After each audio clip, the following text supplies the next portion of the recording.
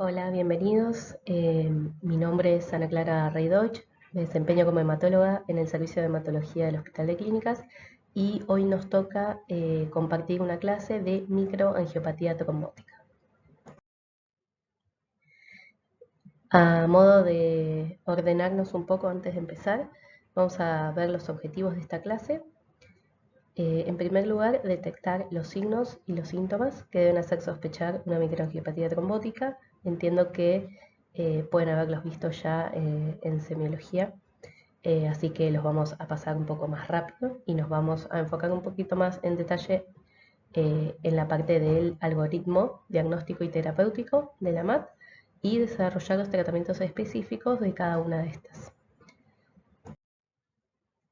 Bien, ¿cuándo pensamos en microangiopatía trombótica? Primero tenemos que tener una anemia hemolítica microangiopática. Para tener una anemia hemolítica, recuerden que tenemos que contar con parámetros como el hepatograma, que nos va a dar la bilirrubina total aumentada, predominal e indirecta, la aptoglobina baja o indetectable incluso, la hemoglobina libre elevada, y para que sea microangiopática es menester que hayamos descartado que la prueba de Coombs directa sea eh, negativa. Es decir, que si uno tiene una prueba de Coombs directa positiva en un paciente con sospecho, con confirmación de anemia hemolítica, tendría que pensar en primera instancia una anemia hemolítica autoinmune y no una MAT. Después vamos a ver que estos cuadros se acompañan de trombocitopenia. Pueden ser diferentes niveles, pueden ser leve, moderada, severa, pero siempre hay trombocitopenia. Perdón. Y fundamental también el daño de órgano blanco, que ahora vamos a ver cuáles son los órganos frecuentemente más afectados. Bien, antes de pasar a la clasificación, es decir, cuáles son las microangiopatías más frecuentes, es importante describir o recalcar que es muy probable que al momento del diagnóstico nosotros no tengamos evidencia fehaciente de cuál es la etiología. Es decir, no vamos a tener una causa clara en el momento en el que se presenta. A veces el paciente no lee los libros y, como dice acá, hay mucho solapamiento clínico entre los diferentes síndromes, entre las diferentes variantes de microangiopatía trombótica, por lo cual es lo más importante que ustedes tienen que llevarse de esta clase es el algoritmo con el que uno tiene que actuar ante la sospecha de MAT sin tener aún el diagnóstico. Vamos a ver los diagnósticos y los tratamientos específicos de cada MAT, pero lo más probable es que no todos ustedes sean hematólogos o hematólogas y el primer paso que da el clínico o el médico de guardia, el emergentólogo, etcétera, que recibe estos pacientes suele ser el más importante y puede definir incluso el pronóstico del paciente, con lo cual lo que más me importa de esta clase es que entiendan y se lleven el concepto de qué hacer cuando sospecho una MAT, cómo empiezo ese algoritmo diagnóstico y terapéutico. Bien, ¿cuáles son las variantes de las MAT que podemos encontrar? Tenemos la PTT, la púrpura trombocitopénica trombótica, que está asociada a, en este caso, alteraciones de Adams 13. Ahora vamos a ver un poquito de qué se trata. Pueden ser variantes genéticas o autoinmunes.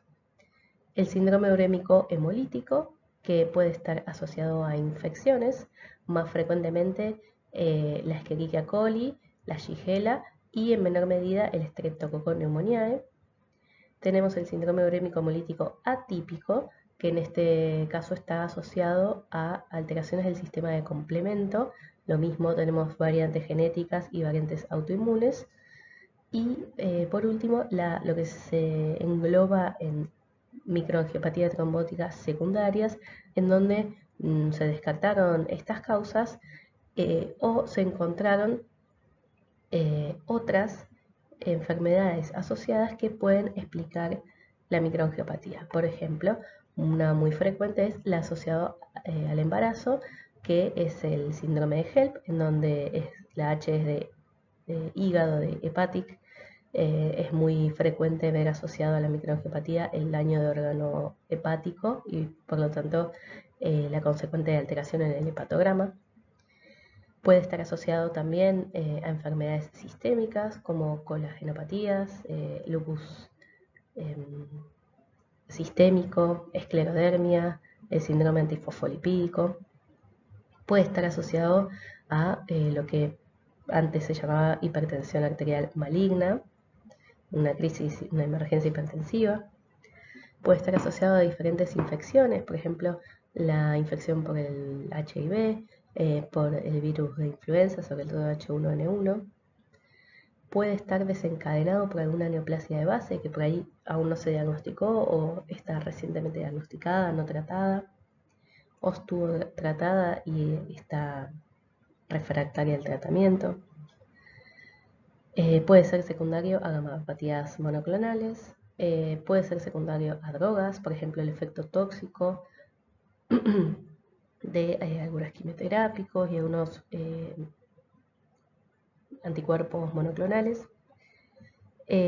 Bueno, y también es conocida la MAT asociada a los trasplantes, ya sea de órgano sólido o de médula ósea.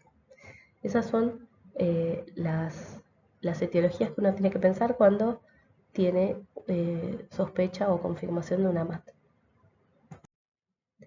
¿Y qué pedimos en el laboratorio? Parte de estos estudios van a estar dirigidos al diagnóstico o a la confirmación de la microangiopatía trombótica, y es decir, a confirmar que se trata de una MAT y no otro tipo de anemias o de trombocitopenias. Y otro tipo de estudios van a ser específicamente diagnósticos para valorar la etiología de la MAT. Entonces, por ejemplo, el TP, el tiempo de protrombina, el APTT, el dosaje de fibrinógeno, van dirigidos a valorar si la MAT está cursando con una coagulopatía, que muchas veces da lugar a pensar que la etiología puede ser una coagulación intravascular diseminada, que a su vez tendrá causas, ¿no? Podrá ser asociada a una neoplasia, a una infección, a un embarazo, etc. Como mencionamos, buscamos confirmar la MAT, y para eso pedimos reticulocitos que suelen estar francamente aumentados, como cualquier anemia hemolítica, la bilirrubina indirecta aumentada, la LDH aumentada, la aptoglobina baja y la hemoglobina libre aumentada. Todo habla de hemólisis y particularmente de hemólisis intravascular. Vamos a pedir el hepatograma y la función renal. Es importante la función renal, si bien, como vamos a ver ahora, todos los síndromes clínicos se solapan, una alteración de la función renal grave hace pensar en algún tipo de MAT más que en otra. La troponina T para poder valorar el daño de órgano cardíaco, del tejido cardíaco. Serologías virales para descartar etiologías asociadas, HIV, hepatitis B, hepatitis C. Si yo tengo sospecha de otro tipo de infección, pedimos específicamente eso. Si tengo una sospecha de un Epstein-Barr, pedimos un Epstein-Barr. De gripe, neumococo, lo que, digamos, la clínica me va guiando también en los estudios asociados que puedo pedir. Esto es como lo mínimo. Vamos a pedir un colagenograma, sobre todo si se trata de un paciente joven, sobre todo si se trata de una paciente mujer. Mínimamente pediríamos un FAN y factor reumatoideo, y el dosaje de complementos, C3, C4, complemento total. Función de tiroides, test de embarazo en el caso de que lo requiera, una persona gestante en edad fértil, y sedimento de orina para valorar el daño renal que puede haber. A veces no es algo que dé síntomas de inmediato o da síntomas tardíamente, y un sedimento de orina puede valorar, por ejemplo, una proteinuria temprana. Y yendo más a los estudios diagnósticos específicos de las diferentes variantes, vamos a tener, por ejemplo, la verotoxina, que se puede pedir como una ELISA en materia fecal o en hisopado anal, que esto me va a permitir valorar la etiología infecciosa, sobre todo por la cepa de E. coli, que es la más frecuente del sur. vamos a pedir hemocultivo y cultivo o hisopado para neumococo, que dijimos que también era una etiología frecuente del SUB. La valoración, el dosaje, ahora la vamos a ver un poco más en detalle, de Adams 13 para lo que serían las PTT, y la evaluación, como dijimos, del sistema de complemento para lo que serían las MAT asociadas a los déficits de complemento, mínimamente pedir dosaje en plasma en el laboratorio inicial de C4, de C3, factor H y factor I. Sé que no siempre está disponible en todos los lugares esto, pero uno debería saber que habría que pedirlo. Bien, vamos a ver puntualmente cada una de estas, un poquito de la fisiopatología y de cómo se maneja el estudio diagnóstico inicial, y las últimas diapositivas van a ser para tratamiento. Bien, en el caso de la PTT, la etiología es, como dijimos, un déficit severo de la proteína Adams 13. En la minoría de los casos esto es congénito, un 10%, y en la mayoría de los casos es una enfermedad adquirida autoinmune con un autoanticuerpo contra la Adams 13. Dijimos, obviamente, que la adquirida también puede estar asociada a otras enfermedades, HIV, embarazo, cáncer, colagenopatías. Y como la mayoría de las enfermedades autoinmunes, es más frecuente en la mujer. Acá les traigo un dibujo para que sea algo un poco más gráfico. El recuadro de arriba es la normalidad, y en abajo lo que sucede en la PTT. Fíjense que en los cuerpos de Weibel-Palade, en el endotelio, se produce lo que sería el factor de von Willebrand, y hay una proteína plasmática llamada Adams 13 que lo que hace es clivar y permitir la circulación en plasma de los multímeros del factor de von Willebrand de diferentes pesos moleculares. En el momento en el que aparece la PTT, ocurre una deficiencia severa de Adams 13, cae rápidamente la actividad de Adams 13, y esto provoca que los multímeros del factor de von Willebrand no se cliven y queden aquellos largos, grandes, pesados, de alto peso molecular, que son más propensos a gatillar la activación plaquetaria y por lo tanto la formación de microtrombos a nivel de la circulación de pequeños vasos, de capilares, y por lo tanto producir la microangiopatía, dando primero consumo de plaquetas y posteriormente, gracias al frenado de la circulación a nivel capilar, la lisis o la hemólisis de los glóbulos rojos que pasen por ahí, que se van a romper y no solamente van a liberar hemoglobina libre y producir el consumo, por lo tanto, del sistema protector de la aptoglobina, sino que van a generar los famosos esquistocitos en el frotis de sangre periférica. Clínicamente vamos a ver que, y lo dijimos y lo vuelvo a mencionar, todas las MAT pueden tener los mismos síntomas. O sea, yo solamente por la clínica no puedo diagnosticar qué tipo de MAT es.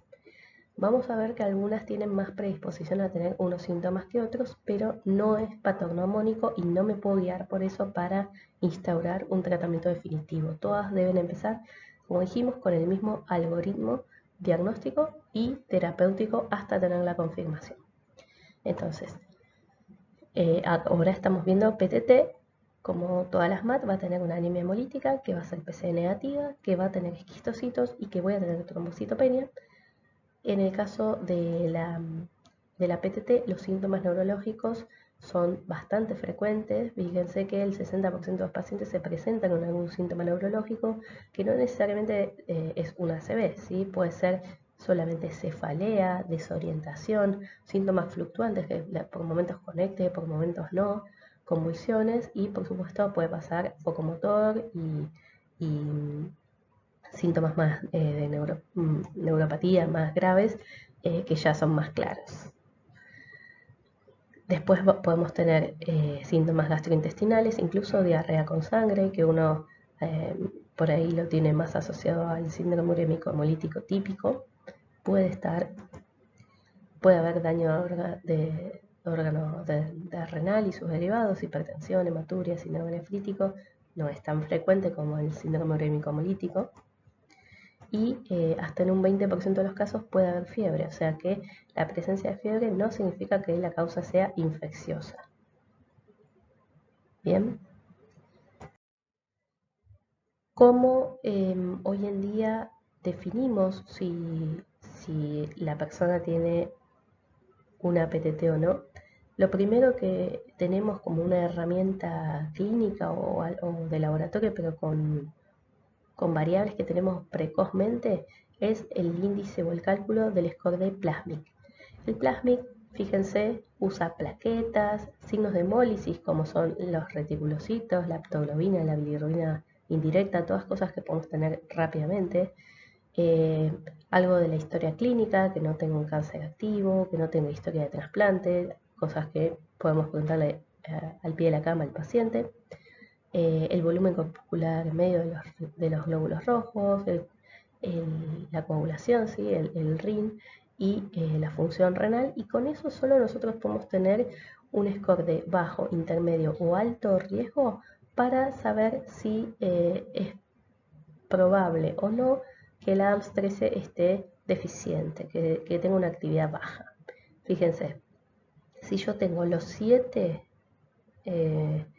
puntos, tengo plaquetas menos de 30, algún signo de hemólisis, no tengo un cáncer, no tengo un trasplante, tengo un BCM bajito, un RIN bajito y una creatinina bajita, o sea, no tengo daño renal, no tengo alteraciones de la coagulación, entonces es muy probable, 96% de estos pacientes tendrán una ADAMTS13 menor a 10% y tendrán diagnóstico, por lo tanto, de una PTT. Ya si me falta uno de estos, por ejemplo tengo 6, entonces pasamos a un 56% de probabilidades, o un 56% de estos pacientes tendrán ADAMTS13 bajo, o sea, la mitad sí, la mitad no. Pero es una buena aproximación que se puede hacer en las primeras horas del paciente para intentar, sobre todo, decidir la terapéutica y valorar el beneficio de la terapéutica que vamos a ver a continuación. La PTT, antes de que uno pusiera el tratamiento, era una enfermedad con alta mortalidad. Hoy en día eso mejoró mucho con la plasmaféresis, pero sigue siendo una emergencia, ¿sí? En las primeras horas de ingreso a la guardia, este paciente tiene que estar diagnosticado y tiene que haber comenzado el tratamiento. Pero es muy, muy importante, es igual de importante poder hacer el diagnóstico. Para el pronóstico del paciente le cambia. Entonces, hay que tomar una muestra para el diagnóstico de la PTT o de las diferentes... No hace falta que yo le pida todo lo que vivimos en las diapositivas anteriores antes de empezar la plasmaféresis, pero sí tengo que tomar la muestra de plasma citratado con un citrato de sodio, que es el tubito azul, antes de poner o el plasma o realizar la plasmaféresis, que es el tratamiento, para no después que no dé falsos negativos. Solamente lleva unos minutos, es tomar una muestra de sangre del paciente en un tubo azul, se centrifuga, se separa el plasma de los glóbulos rojos y ese plasma se congela hasta cuando yo pueda medirle el ADAMTS13 a ese suero, a ese plasma, ¿sí? Lo que vamos a determinar en ese plasma es actividad ADAMTS13 y el inhibidor o el anticuerpo contra el ADAMTS13, si es que está. Si yo le paso plasma o le hago una plasmaféresis, que es un recambio plasmático con productos de plasma fresco congelado, si le hago eso al paciente, le estoy aportando con ese plasma el ADAMTS13 del donante, que es normal, que tiene un valor normal. Por eso es el tratamiento. Y eso hace que si yo después de haber iniciado el tratamiento le quiero dosar el ADAMTS13, por ahí me dé normal y me pierdo la posibilidad de hacerle el diagnóstico de PTT con todo el pronóstico que eso conlleva para el paciente y las posibilidades de tener un diagnóstico en algún momento si hay una recaída. Bien, pasemos ahora al SU, el típico, el síndrome urémico hemolítico. La cepa que lo produce es la Escherichia coli 557. H7 la mayoría de los casos, genera un efecto citotóxico en la síntesis proteica y la toxina, como la toxina Giga, es la productora de la enfermedad.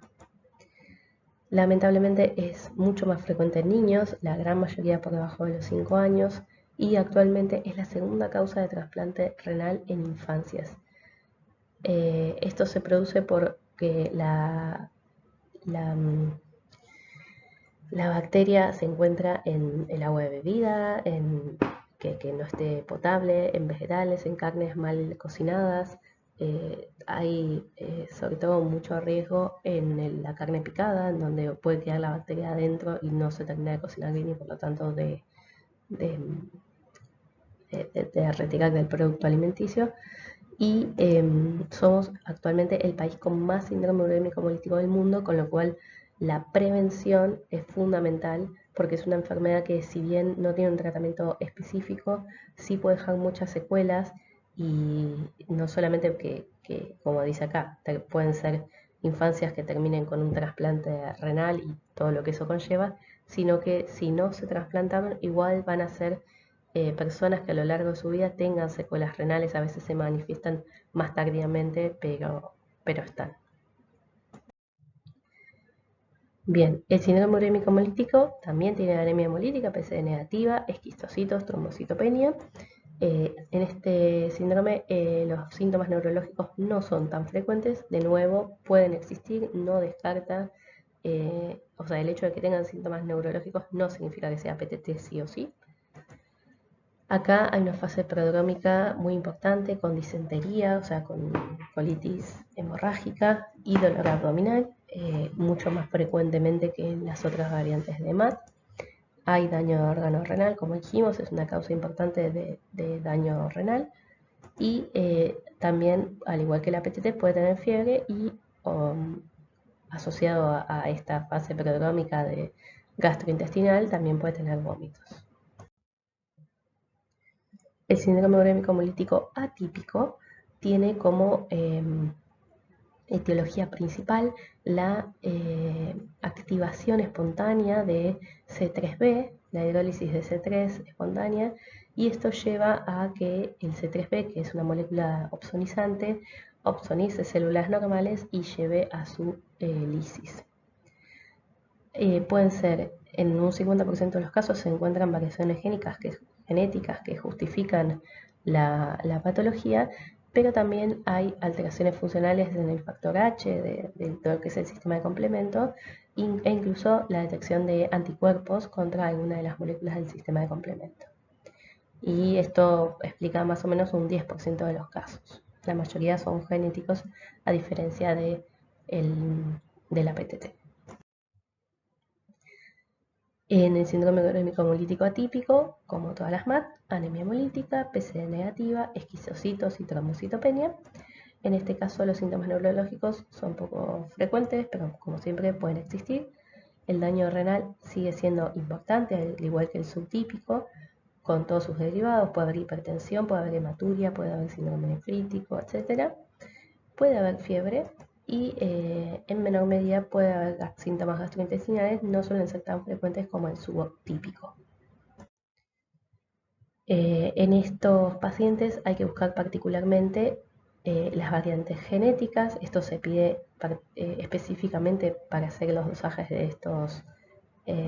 estas proteínas. No se hace en todos lados, pero bueno, ustedes cuando trabajen en cada lugar tendrán un algoritmo de derivar la muestra. Se pide factor H, factor I, factor B, CD46 y C3 y trombomodulina. Para descartar las formas autoinmunes buscamos el número de copias de todos estos genes del sistema de complemento.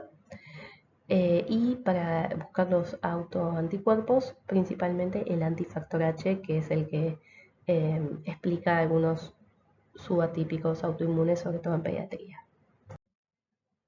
Bien, vamos bien de tiempo, 25 minutos, y estas últimas diapositivas van a estar enfocadas al tratamiento de las diferentes variantes de MAT.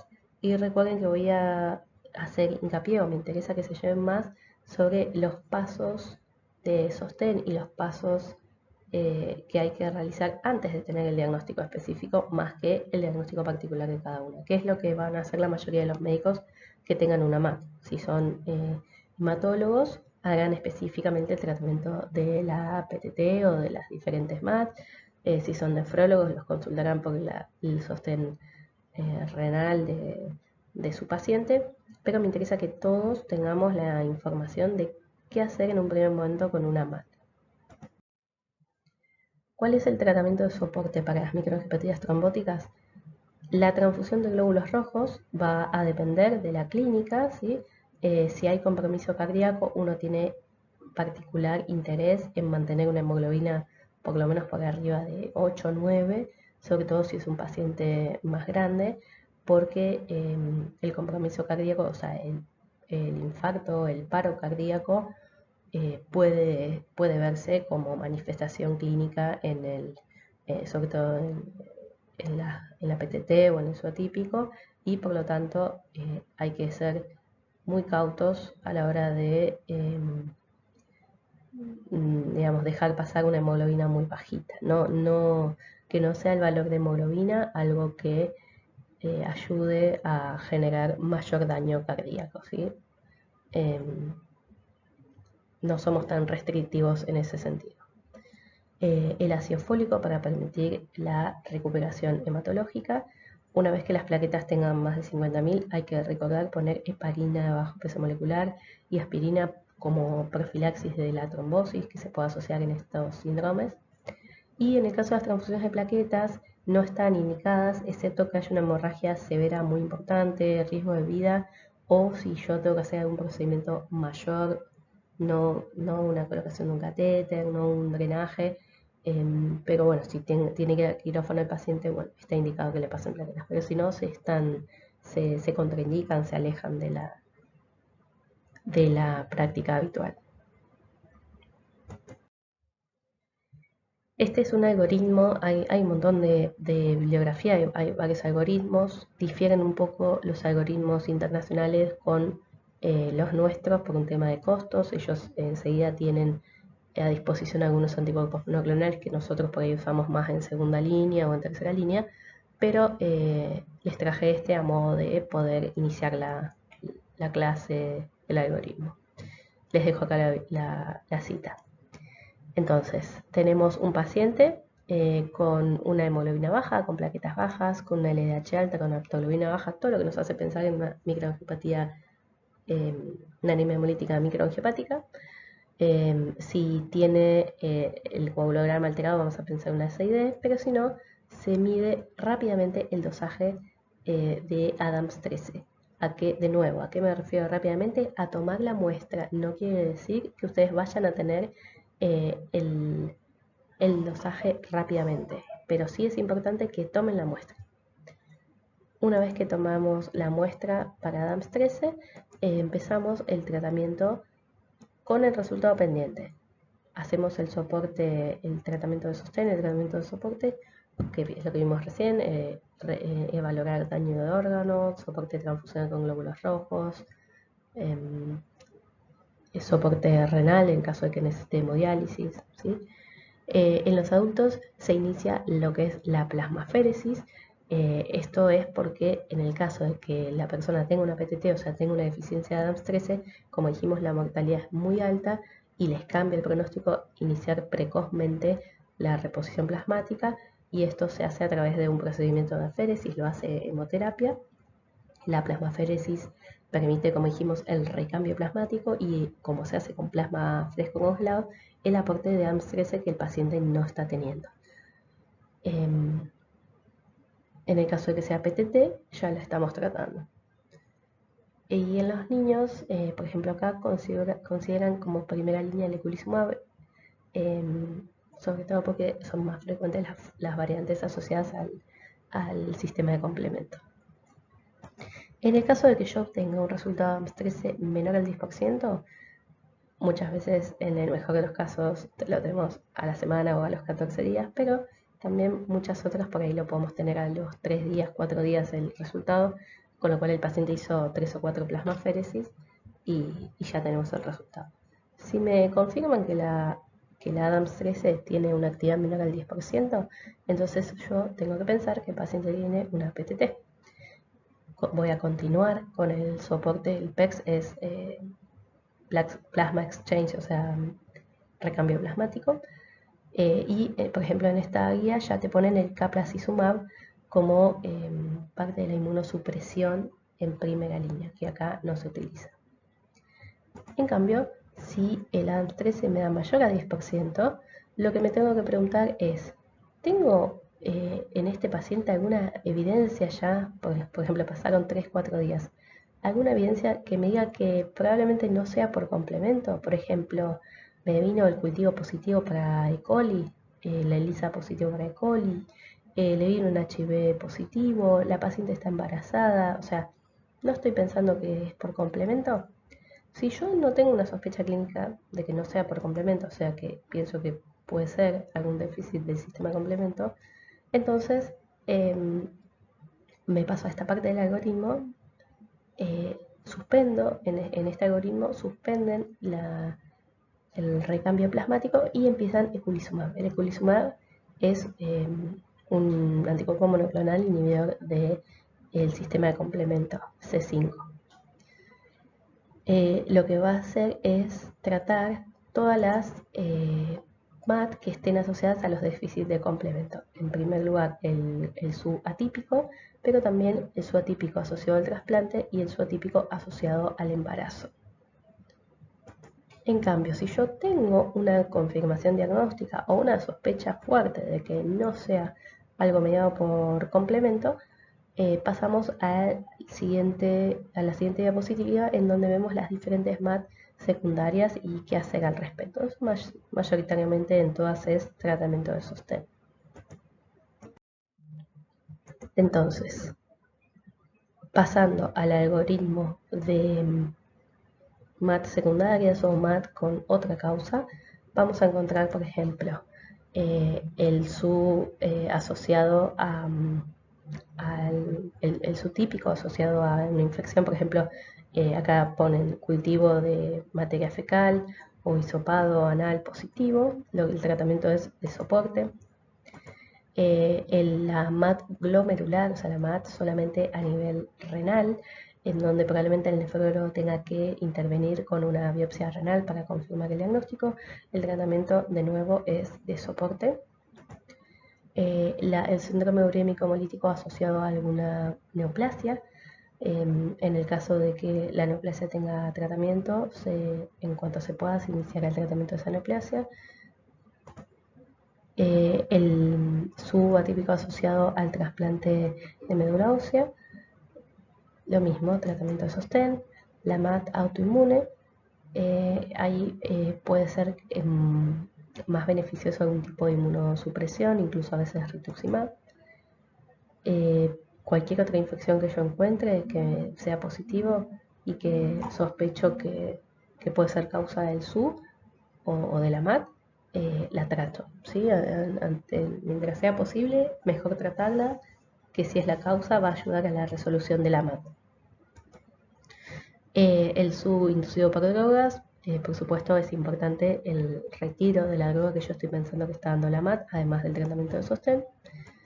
Bueno, el SU asociado a trasplantes de órgano sólido, el SU asociado a HIV, a déficit de cobalamina, a infecciones por neumococo, dijimos. Por supuesto, ahí parte del tratamiento, además del sostén, es el tratamiento de la infección y otros síndromes genéticos. Bien, veamos 2 o 3 palabritas del tratamiento de las MAT más importantes y ya terminamos. En cuanto a la PTT, dijimos la primera línea es la plasmaféresis, aporta el ADAMS 13 que le está faltando al paciente. El recambio plasmático se hace de 1 a 1.5 volemias con la máquina de aféresis y siempre recuerden con plasma fresco congelado, unas dosis de 40-60 mililitros kilo de reemplazo, no con albúmina porque la albúmina no aporta ADAMS 13. Mantener 2 o 3 días y posteriormente alcanzar las 150.000 plaquetas y luego disminuir progresivamente, o sea, no se retira abruptamente porque ahí la primera semana con más de 150.000 plaquetas se hace 3 veces, 4 veces, no 7 días, pero tampoco pasan a 0. Y en el caso de confirmarse que sea algo congénito, el reemplazo va a tener que ser crónico, aproximadamente cada 2-3 semanas, pero se va guiando por la clínica.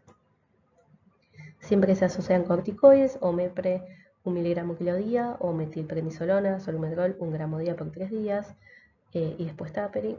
Pero la verdad es que no hay trabajos de plasmaféresis sola más plasmaféresis con corticoides, ni lo va a haber, supongo. Así que no, si bien se hace porque se entiende que la gran mayoría son autoanticuerpos y los corticoides pueden actuar como inmunosupresores, como sea una anemia hemolítica autoinmune, por ejemplo, el mismo razonamiento, por eso se dan, pero no tiene tanta evidencia como la plasmaféresis. Y después, en el caso de que se confirme la actividad ADAMTS13 menor a 10%, o sea, ya confirmada la PTT, en muchos algoritmos inician rituximab. En nuestro país suele ser una segunda línea, es decir, pacientes que no terminan de mejorar con la plasmaféresis o los corticoides, o que son los primeros días plasmaféresis, pero sigue progresando la clínica. Ahí sí se da rituximab, 375 miligramos metro cuadrado por semana por 4 semanas endovenoso. Y la indicación en primera línea asociada a la plasmaféresis y a los corticoides sería porque hay evidencia de que reduce las sesiones de plasmaféresis necesarias y las probables recaídas posteriores. También las reduce. En el caso del síndrome urémico hemolítico, dijimos el tratamiento es sostén, el manejo de la falla renal, la interrupción con nefrología precoz, la indicación de diálisis si hace falta, el control de la hipertensión arterial, la valoración hidroelectrolítica, que muchas veces asociada a esta falla renal está desbalanceada. Y en el caso del SUB, no mejora con plasmaféresis, inmunosupresión ni antibióticos. Uno puede decir, bueno, detecto la E. coli en el cultivo, la trato, no se vio que eso mejore el cuadro de SUB. El SUB atípico, que recuerden es el que está mediado por problemas en el sistema de complemento. El tratamiento de sostén, como en todos, súper importante. Acá la plasmaféresis tiene una indicación. Recuerden que estos pacientes de entrada han recibido 3, 4, 7, 10 días, lo que haya tardado la actividad ADAMTS13, han recibido plasmaféresis y a veces se ve mejoría, sobre todo, por ejemplo, en aquellos SUB que por ahí están asociados a la presencia de un antifactor RH, entonces la plasmaféresis va a sacar este autoanticuerpo del plasma. Y lo mismo también podría estar respondiendo a corticoides o a rituximab si se inició. La dosis es la misma, el volumen plasmático es de 40 a 60 mililitros kilo día, 1 a 1.5 volemias equivaldría a eso, y se usa plasma fresco y albúmina como reemplazo. Pero en el caso de tener confirmada una desregulación del sistema de complemento y por lo menos en Argentina, cuando no hay tanta respuesta a la plasmaféresis, se pasa como segunda línea a eculizumab. Como vimos, un inhibidor del sistema de complemento, la dosis es 900 miligramos por semana por 4 semanas y después se pasa a una dosis de mantenimiento que va a terminar siendo más o menos 1200 miligramos.